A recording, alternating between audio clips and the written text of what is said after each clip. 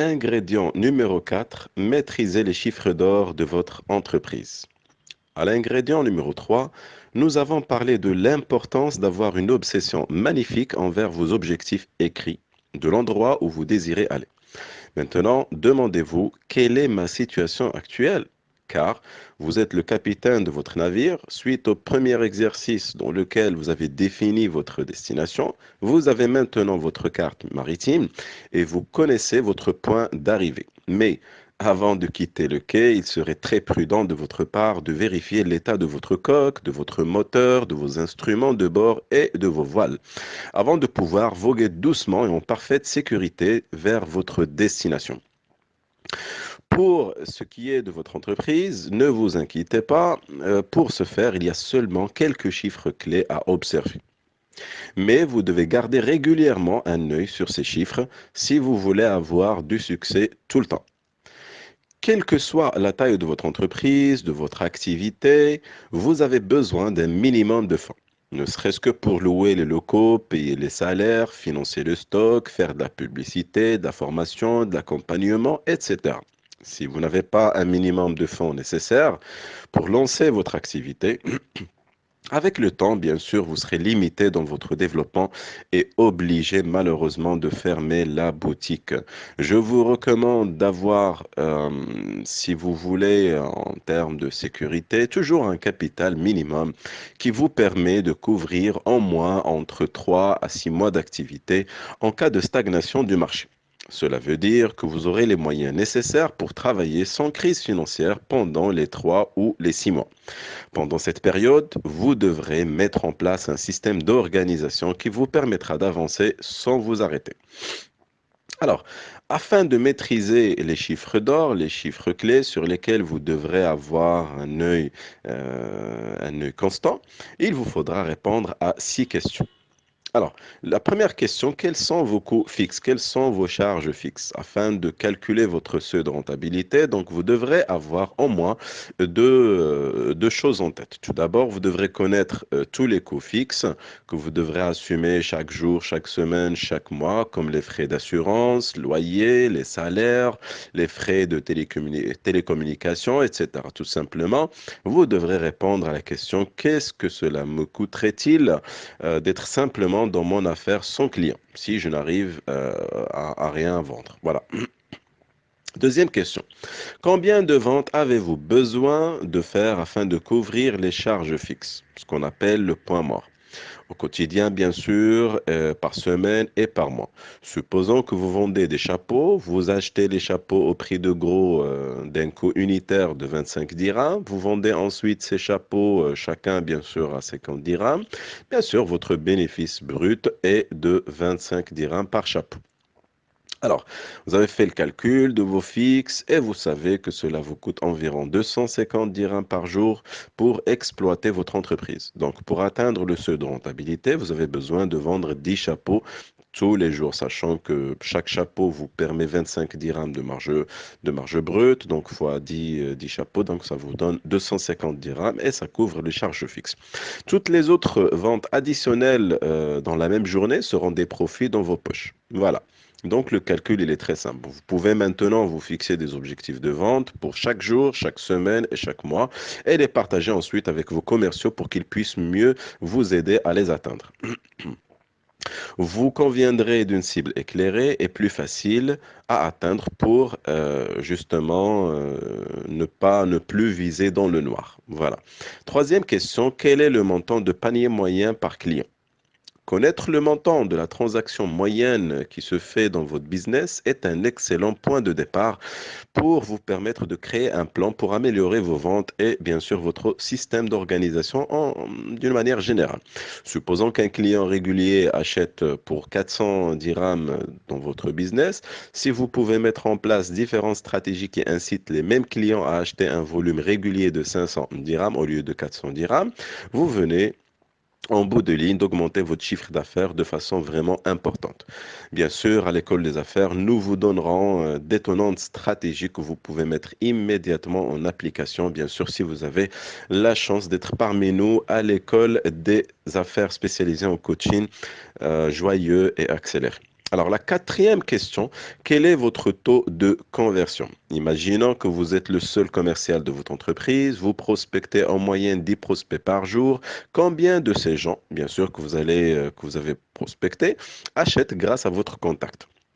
Supposons que votre résultat est de 4 clients effectifs sur 10 prospects, donc cela signifie que votre taux de conversion, il est de 40%. C'est-à-dire, sur 10 appels par jour, vous arrivez à convertir 4 clients. Donc le taux de conversion, vraiment, il est très important. En suivant, bien sûr, votre résultat actuel, vous allez pouvoir déterminer des stratégies de marketing et de vente, bien sûr, pour améliorer ce taux de conversion parce que certainement, un taux de conversion de 60%, il est nettement meilleur que 40%. Vous améliorez vos appels, vous améliorez votre approche de rendez-vous. Quel que soit en tous les cas votre business, qu'il soit en ligne, qu'il soit en offline, vous devrez maîtriser cet ingrédient qui est justement le taux de conversion. Souvent, il ne suffit que de quelques petits changements, dans, par exemple dans votre présentation, dans votre argument de vente, dans votre manière de négocier, pour augmenter vos ventes presque instantanément. Cinquième question. La cinquième question, quels sont ou comment les gens entendent parler de votre entreprise? Il est toujours, selon moi, de la folie de voilà d'ouvrir sa boutique, son business, présenter son assortiment, présenter ses marchandises ou ses produits et attendre à ce que les clients viennent frapper sa porte. Bien sûr, déterminer combien de personnes appellent ou visitent votre entreprise ou votre site web, c'est un élément très important dans votre stratégie de vente et de marketing. Et bien sûr, parmi celles-ci, c'est-à-dire les personnes, en tous les cas, qui appellent ou qui visitent votre entreprise, parmi celles-ci, combien deviennent des clients payants, c'est-à-dire qui commandent et qui payent?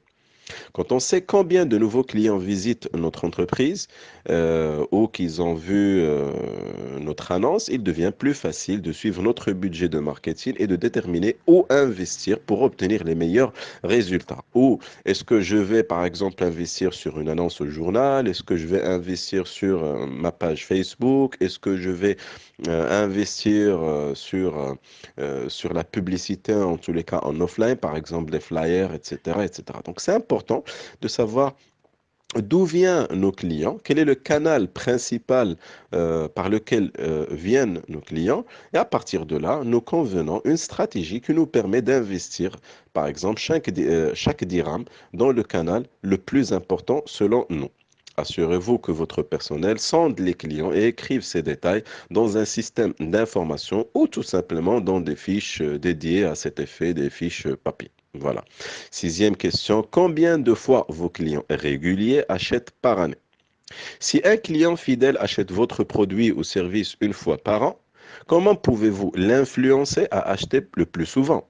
La meilleure façon de rester régulièrement La meilleure façon, bien sûr, est de rester régulièrement en contact avec lui donner de l'information, de la valeur, l'informer sur votre catalogue de vente, bien sûr, lui donner de la valeur, par exemple, sous forme d'un blog, d'articles, etc., etc. D'une manière générale, je ne vais pas rentrer dans les détails. À l'école des affaires, nous détaillons tout ça à travers notre système prédictible de vente. En tous les cas, d'une manière générale, vous devriez d'ailleurs constituer une base de données en distinguant un les clients passifs, c'est-à-dire qui ont acheté une seule fois, les clients actuels qui ont acheté pendant le mois courant, c'est-à-dire les clients les plus récents, les prospects que vous souhaitez transformer en clients effectifs, c'est-à-dire ils sont rentrés en contact avec vous, mais jusqu'à maintenant, ils n'ont pas encore réalisé des ventes. 4. Les contacts non convertis, bien sûr, ceux qui ont demandé de l'information sur vos produits, services, carrément, peut-être ils ont demandé un devis, mais qui n'ont pas acheté pour une raison. C'est-à-dire, ils ont formulé une raison, par exemple, le prix, la distance, ils ne sont pas, par exemple, sûrs de la valeur réelle de ce que vous présentez, etc., etc. Donc, cette base de données doit être exploitée de manière à avoir un plan de communication pour garder contact avec toutes ces catégories. Par exemple, vous pouvez offrir des offres spéciales disponibles uniquement pour les clients existants et essayez bien sûr de penser à des moyens d'ajouter de la valeur dans ce que vous offrez pour les inciter à acheter le plus souvent. En puisant dans votre base de clients existants et en leur proposant des offres alléchantes, vous avez là une stratégie peu coûteuse qui permet très bien, vous doublez votre chiffre d'affaires actuel. Vous pouvez là encore avoir plus de stratégies, soit en visitant notre blog de l'école des affaires, donc www.eda.ma.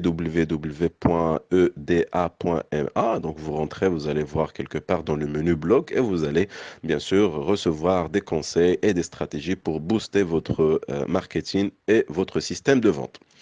Comme vous pouvez le voir, il n'y a pas beaucoup de chiffres à vérifier pour propulser votre entreprise à un autre niveau de rentabilité, bien sûr. Ces chiffres d'or sont très importants pour votre croissance. Lorsque vous savez où vous en êtes avec ces chiffres, il est plus facile de les améliorer en fixant des objectifs réalistes, vous et bien sûr votre équipe, en appliquant bien sûr les différentes campagnes de commercialisation efficaces et des stratégies de vente qui font bien sûr leurs preuves. Voilà, donc j'espère que vous avez pas mal d'idées et pas mal de réponses aux 6 questions que je viens de vous présenter au sein de l'ingrédient numéro 4. Sans trop tarder, passons à l'ingrédient numéro 5. À très bientôt.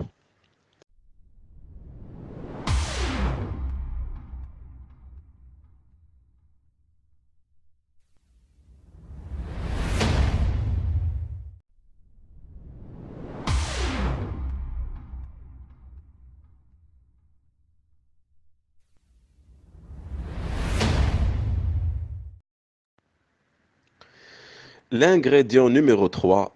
Ayez une obsession magnifique. Cher ami, avant de commencer cette partie, cet ingrédient, je souhaite vous livrer un certain nombre de questions.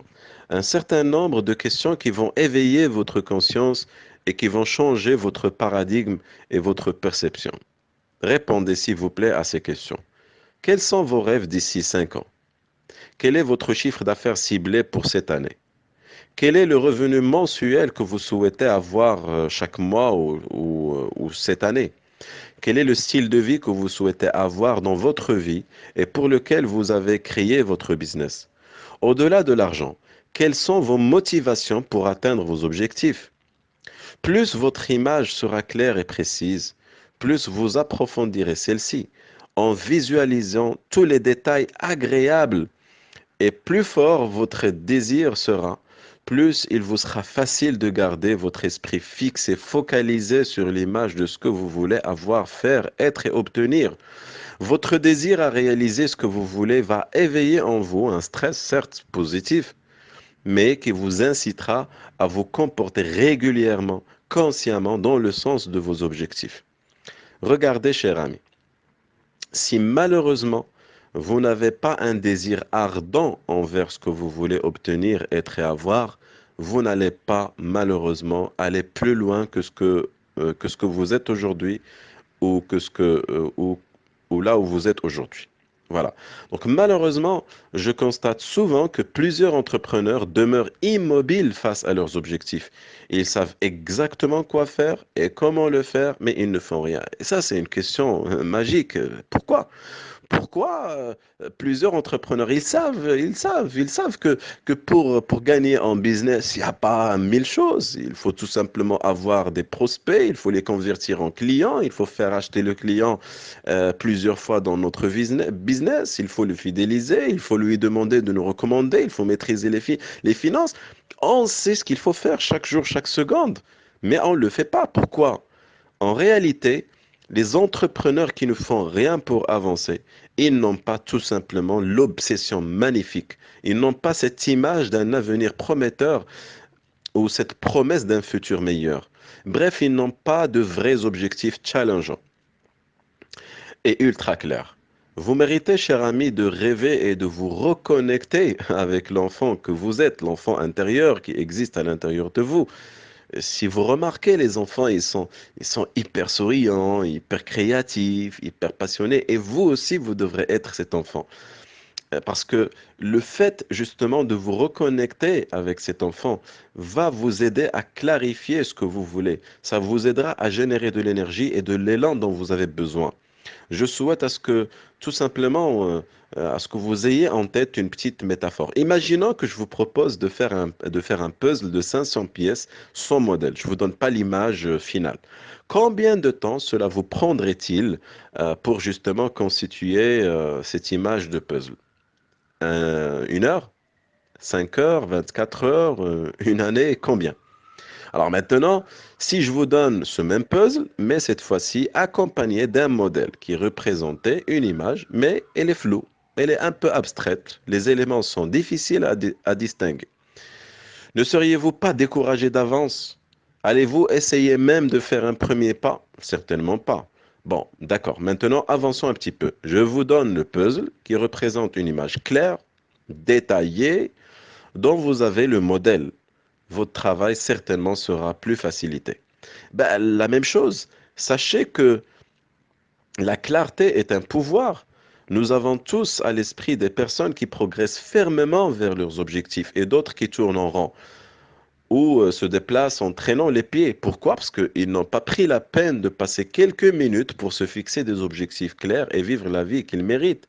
La plupart des personnes croient pour connaître le bonheur, il suffit juste d'avoir un objectif et espérer sa réalisation. L'espoir, cher ami, n'est pas une stratégie. C'est une bonne attitude, certes, oui, c'est bien d'être positif, c'est bien d'avoir l'espoir, oui, mais c'est pas suffisant pour transformer vos rêves en réalité. Bien sûr, le fait de choisir la destination est un élément vital et constitue un très bon point de départ, mais après, le vrai travail commence. Le fait que seulement 3% des gens et des entrepreneurs dans le monde mettent clairement leurs objectifs par écrit, accompagnés d'un plan d'action pour les atteindre, et nous explique pourquoi plusieurs entrepreneurs échouent. Malheureusement, 97% des personnes restantes ne se contentent que par des souhaits sous forme de fumée de cigarettes qui se dissipent rapidement et disparaissent dans l'air. Prenez le temps de vous asseoir avec vous-même, ayez un stylo, une feuille et écrivez vos objectifs. Puis chaque jour et chaque matin, matin et soir, alimentez votre obsession magnifique par l'écriture de votre objectif principal. Par exemple, à la fin de cette année, j'aurai fait ce qui est nécessaire et approprié pour atteindre un chiffre d'affaires 2 avec aisance, joie et bonheur total. D'accord? Donc, mettez cette affirmation au début de votre journée, le matin et avant de dormir. Lisez cette affirmation à haute voix et imprégnez-vous par l'image et par l'émotion accompagnée par cet objectif-là. Si vous sentez que l'objectif est normal et n'induit pas une certaine intensité émotionnelle en vous, changez-le. Changez-le et faites grandir votre objectif parce qu'un objectif non ambitieux, malheureusement, ne vous permettrait pas cette obsession magnifique. Alors, décidez bien sûr d'écrire matin et soir et de lire à haute voix les objectifs, ce n'est pas suffisant. Il faut accompagner ces objectifs-là par des actions massives de la journée à faire pour atteindre une partie de vos objectifs ou de cet objectif-là. Alors la démarche est simple. Votre plan de vie devra tenir compte de trois éléments. Un, la destination. Deux, la carte routière. Et bien sûr, trois, les actions pour y parvenir. La même chose, si vous avez un objectif, il faut un plan. Et puis trois, il faut faire ce plan. Il faut exécuter ce plan. Voilà, cher ami, ayez une obsession magnifique envers votre objectif, écrivez-le et clarifiez-le chaque matin et chaque soir, lisez-le à haute voix, imprégnez-vous de l'émotion qui l'accompagne. Si vous n'avez pas d'émotion, si vous n'êtes pas excité intérieurement de vouloir atteindre cet objectif-là, malheureusement, je vous le dis tout de suite, vous n'allez jamais l'atteindre. L'ingrédient numéro 4 va vous aider à encore clarifier les choses. Nous allons parler chiffres maintenant. À très bientôt.